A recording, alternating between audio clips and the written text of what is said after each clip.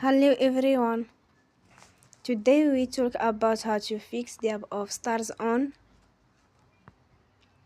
We will go to settings, then we click on apps. After that you will search the app Starz on and you will click. You will on for stop. After that you will go to storage. Then we click on clear cache. In the end, you will turn off your Wi-Fi and you will turn again.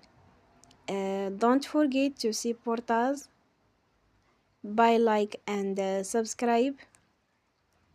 See you next time and thank you for watching.